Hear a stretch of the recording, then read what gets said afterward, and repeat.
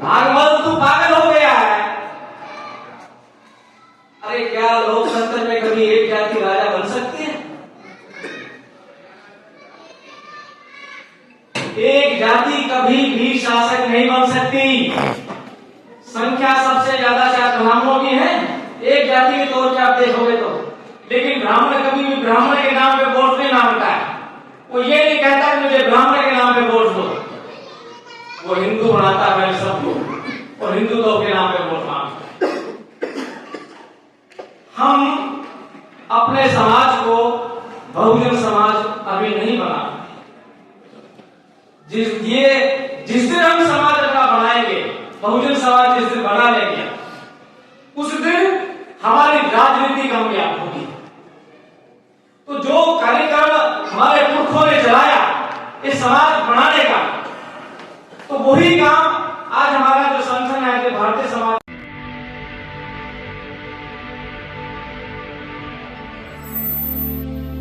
मैं ये दे पाया कि मैंने 5,000 रुपए बचाए कि मैं और मेरे बीवी बच्चे हम देवी जी की त्याग से गाने नहीं गए। वो 5,000 रुपए बचाए मेरी बीवी ने, मेरी वाइफ ने। कि हम गुड़गावा नहीं गए, हम गुड़गावा नहीं है ना, लेकिन हम माता के वहां नहीं गए। 5,000 रुपए 5,000 बचाए हमने। जब कहते हैं कि भाई वो जो शिव जी का कार्य क्या है, वो चला कार्यक्रम उसके और काम ऐसे करके मैं हमने 25,000 बचाए। तो मैं इसको कहां लगाए, इसे कहां लगाए? तो ये कार्यक्रम बनाया कि ये जो दो हमारे पुरखे हैं 5,000 इनके नाम के लगाए जाए। और ये जो दो माताएं हमारे इनके साथ में हैं, इनके साथ में इनके नाम के लगाए जाए। और जैसे भाग भरते भगवानों का, वो भी इनके नाम के यहाँ के लगाए जाए। तो इस तरीके से शायद वो बचा हुआ आप ही का माल था, आपके पास आ गए। साथियों, एक तूफानी माहौल में आप लोग सुबह से यहाँ पर बैठे हैं और ठंड का प्रकोप है। अभी भाई साहब बोल रहे थे कि धीरज जी ठंड के बारे में कितनी सर्दी। भाई आप ठंड से वहां से आए हो, वहां तो बिल्कुल ही बर्फ पड़ती है। आपको एहसास कम है, लेकिन दिल्ली वालों को एहसास ज्यादा है। तो मेरी आपसे विनती है, एक बार जोर से नारा लगाएंगे, जय भीम, जय भीम, जय भीम, जय भीम। ऐसे देखिए, आप खड़े होइए पहले साथ प्लीज। हाँ, और आप हाथ ऊपर करके बोलिए जोर से, जय भीम, जय भीम, जय भीम, जय भीम, जय भीम, जय भीम। धन्यवाद, आभार। जय भीम।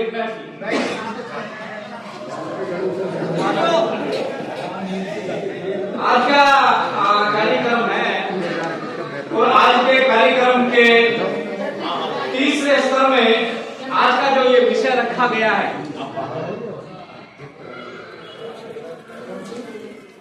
10% अल्पसंख्यकों की राजनीति सफल क्यों, कैसे और कब तक चर्चा। ये सब्जेक्ट आप लोगों के लिए हमारे साथ आप लोगों के सामने यहाँ रखा और इस पर हम लोगों को भी आदेश हुआ कि इसके ऊपर चर्चा करनी है। हमारे पुलिस कमिश्नर साहब बैठे हुए हैं और भाई साहब हैं, उधर एक और अध्यक्ष जी हमारे बैठे हुए हैं। मैं आप लोगों से पूछता हूँ कि क्या ये सब्जेक्ट थोड़ा ज्यादा नहीं? नहीं, सब्जेक्ट तो अच्छा है। मैं पूछ रहा हूँ कि बहुजन जो 90% लिखा होगा वो कुछ ज्यादा नहीं लिखा होगा? अगर हम अपने लोगों को देखें, अपने लोगों को देखें जिनको हम बहुजन कहते हैं, क्या हम उनको सही में बहुजन बनाया है? सही मायने में अपने लोगों को बहुजन बनाने में अभी कामयाब नहीं हुए, बहुजन बनाने की तरफ अग्रसर हैं, उसकी तरफ प्रयासरत हैं। जिस दिन बहुजन समाज बनेगा उस दिन राजनीति भी आपकी होगी, सरकार भी आपकी होगी, विपक्ष भी आपका होगा, तीसरा पक्ष भी आपका होगा, लेकिन उसके लिए ये कार्यक्रम चलाना पड़ेगा और बहुजन समाज बनाना पड़ेगा। जैसे इन लोगों ने जो चर्चा कर रहे थे, बताया, भाई साहब ने बता रहे थे, कमिश्नर साहब ने बताया कि भी उन लोगों ने पहले सबको हिंदू बनाया और उसके बाद में पार्टी मानी। मैं आपको एक उदाहरण बता देता हूं कि बाबा साहब जब पंजाब गए तो ऐसी अभी कार्यक्रम लगाया बाबा साहब का, तो उसमें जैसे राजेश जी संचालन कर रहे, भागवत जी कर रहे थे, पंजाब के साथी हमारे बैठे हुए, भागवत जी संचालन कर रहे थे। भागवत जी ने स्टेज पे बाबा साहब से पूछा, जैसे यहाँ पर वाल्मीकि मंदिर में कार्यक्रम में महावाल्मीकि के बीच में था, तो बाबा साहब से पूछा, बाबा साहब क्या कभी वाल्मीकि का क्या हमारा भी तो राज आएगा? तो बाबा साहब ने वैसा बताते वहां कहा, बताया उनको कि भागमल तू पागल है, उनका नाम ही भागमल पागल, भागमल तू पागल हो गया है। अरे क्या लोकतंत्र में कभी एक जाति राजा बन सकती है? एक जाति कभी भी शासक नहीं बन सकती। संख्या सबसे ज्यादा शायद ब्राह्मणों की है एक जाति के तौर पे आप देखोगे तो, लेकिन ब्राह्मण कभी भी ब्राह्मण के नाम पे वोट नहीं मांगता है। वो ये नहीं कहता कि मुझे ब्राह्मण के नाम पे वोट दो, वो हिंदू बनाता है पहले सबको और हिंदुत्व के नाम पे वोट मांगता है। हम अपने समाज को बहुजन समाज अभी नहीं बना, जिस दिन हम समाज अपना बनाएंगे, बहुजन समाज जिस दिन बना लेंगे, उस दिन हमारी राजनीति कामयाब होगी। तो जो कार्यक्रम हमारे पुरखों ने चलाया इस समाज बनाने का, तो वही काम आज हमारा जो संगठन है, जो भारतीय समाज निर्माण संघ, ये समाज का निर्माण करने का कार्यक्रम चला रहा है। और इसमें जितनी जल्दी हम लोग कामयाब होंगे, तो मैं सोचता हूं शायद उतनी जल्दी उनकी राजनीति विफल होगी और हमारी राजनीति सफल होने के कार्यक्रम में। जब तक समाज नहीं बनेगा, तो दूसरा जैसे अभी भी जो बता रहे थे अध्यक्ष जी के भी, जब राजनीति करना हो आपने किन किन चीजों का ध्यान रखना, वोट कहां देनी है कहां नहीं देनी, तो इस चीज का भी ध्यान रखना है कि इस वोट के टाइम पे बहुत सारी पार्टियां आ जाती है। अब हमारे साथ समस्या ये उत्पन्न हो रही है कि हमारी अपनी ही बहुजनों की पार्टियां बहुत सारी हो गई है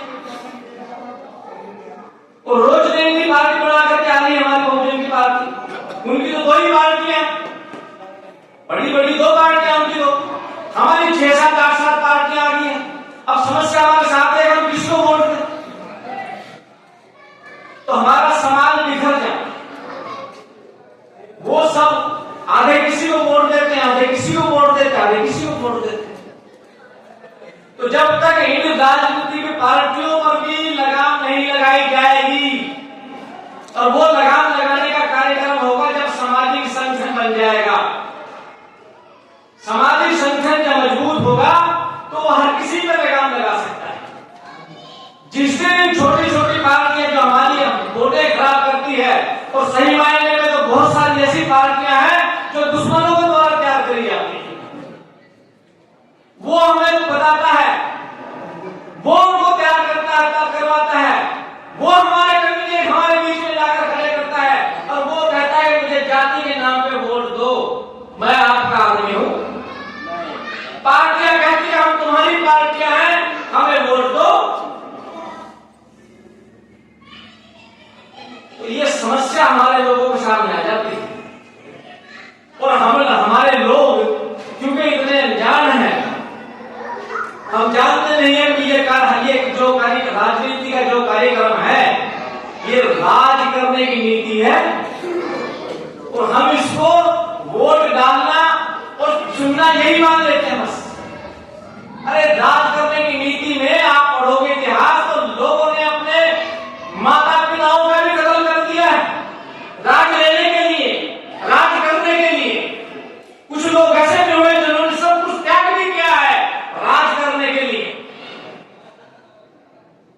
हम तो इस स्टेज पे नहीं है, तो हमने वो करना पड़ेगा, तो सोचना पड़ेगा। हमने वो लोग भी देखने पड़ेंगे, वो पार्टियां भी देखनी पड़ेगी कि किस पार्टी को, चाहे हमारी है वो, उसको देने से नुकसान किनका हो रहा है, फायदा किसको हो रहा है। इन सब चीजों का ध्यान रखेंगे तो मेरा शायद ऐसा मानना है कि हो सकता है आने वाले टाइम में हम कामयाब हों, और आने वाले टाइम में हम विशेष तौर से ध्यान रखें कि चाहे हमारी अपनी पार्टी क्यों ना हो, हमारा अपना ही भाई क्यों न खड़ा हुआ हो, हमारे अपने घर का ही कोई मेंबर हमारे इलेक्शन में नहीं लड़ रहा हो, अगर उसके लड़ने से, अगर उसको वोट देने से हमारा संविधान खतरे में पड़ता है, अगर उसको वोट देने से हमारा लोकतंत्र खतरे में पड़ता है, अगर हमें लगता है कि उससे हमारी वोटें छिटक रही है, कट रही है, तो हम उसको हाथ जोड़ें। हम कहेंगे भाई इस बार माफ करो, इस बार लड़ाई दूसरी है, इस बार बड़े दुश्मनों से लड़ाई है, तो उस बड़े दुश्मन को हराने के लिए हमने छोटी छोटी जो अपनी दुश्मनी, अपनी अपनी जो हमारे डिफरेंसेस है उनको भूलना पड़ेगा हम लोगों को, तब हम किसी बड़े कार्यक्रम को कामयाब हो पाएंगे। मैं ऐसा मानता हूँ कि ये हमें शायद करना पड़ेगा, तो हम इसमें हो सकता आने वाले टाइम में कामयाब हो। और निश्चित रूप से जिस हिसाब से हमारे लोग लगे हुए हैं, मैं एक बार आप लोगों से दोबारा तालियां बजवाऊंगा। हमारे जितने जो भारतीय समाज निर्माण संघ के कार्यकर्ता थे, यहाँ पर एक फुट रात को पानी भरा हुआ था, उस कार्यक्रम उसको साफ करने में, इस को डेकोरेट करने में, कुर्सियां बिछवाने में, लगाने में 12, साढ़े 12, 1 बजे तक हमारे कार्यकर्ता यहाँ हुए हुए थे, जिन्होंने जी जान की बाजी लगाकर आप लोगों के लिए व्यवस्था करी, तो निश्चित रूप से बधाई के पात्र है। और वो आम आदमी भी नहीं है, ऐसा भी नहीं है वो मजदूर या कुछ करते नहीं है। मैं आपको बता दूं कि वो लोग हैं जो महीने में कई लाख रुपए कमाते हैं, वो लोग हैं जिनके नीचे 10-10, 20-20 आदमी काम करते हैं, वो कुर्सियां बिछाने का काम कर रहे थे आपके यहाँ पे, आप लोगों के लिए ये पोस्टर लगाने का कार्यक्रम कर रहे थे। उन कार्यकर्ताओं का सलूट है, उन कार्यकर्ताओं को सलाम है जिन्होंने ये सारी व्यवस्था हम लोगों के लिए करी। हम तो आकर के बैठ के तो ठंड लगने लगी लोगों को, उनसे पूछो जो रात भर लगे हुए थे। तो निश्चित रूप से जिस समाज में, जिस संगठन में ऐसे कार्यकर्ता हो जाते हैं, तो जीत निश्चित हो जाती है। वो लेट हो सकता है कि लेट हो जाए हमारी जीत, या हो सकता है कि हमें अपनी जो कामयाबी थोड़ी देर से मिले, लेकिन निश्चित है मिलेगी जरूर, मिलेगी जरूर। और इस आशा और उम्मीद के साथ मैं अपनी बात समाप्त करता हूँ और विशेष आभार करता हूँ आज रुद्रशंभू जी का। हमें शादी में मिले, पृथ्वीराज जी के साथ आए, और उस शादी की तो बहुत बड़ी सफलता रही राजेश जी की बेटी की। और मैं मानता हूँ उसमें एक दूसरी सफलता जो हमें मिली वो ये मिली कि अगले दिन रुद्रशंभू जी का फोन आया कि मैं ऐसे लोगों से वहां पर मिला और मैंने देखा कि असली सामाजिक बदलाव तो यहाँ हो रहा है, तो मैं अपना कार्यक्रम चेंज कर रहा हूँ। मैं सीधा मध्य प्रदेश जाने की बजाय दिल्ली आऊंगा और एक दिन आपके कार्यक्रम में शिरकत करूंगा। तो मैं आपका भी धन्यवाद करता हूँ और रुद्रशंभू साहब का धन्यवाद करता हूँ। आप आए, हमारी बहुत सहायता करी, और निश्चित रूप से आप लोगों से हमारा कार्यक्रम अच्छा बढ़ा, और आप लोगों ने विचार रखे, हमारे को जानकारी में वृद्धि हुई। आप सभी लोगों का आभार, धन्यवाद। जय भीम, जय भारत। अगर आपको लगता है कि हमारा काम बहुजन समाज के लिए महत्वपूर्ण है, तो आप हमें आर्थिक सहयोग के लिए सीन दिखाए गए QR कोड स्कैन और फोन पे और गूगल पे और UPI और बैंक अकाउंट में कर सकते हैं। फोन पे, गूगल पे 9250529129, UPI 9250529129 bank account state bank of India AC 1042994628, IFSC code SBIN 00066563। आपका छोटा से छोटा सहयोग समाज और हमें और मजबूत करेगा, जिससे हमें बहुजन पत्रकारिता में और निष्पक्ष बनाने में मजबूत करेगा। जय भीम जय भारत।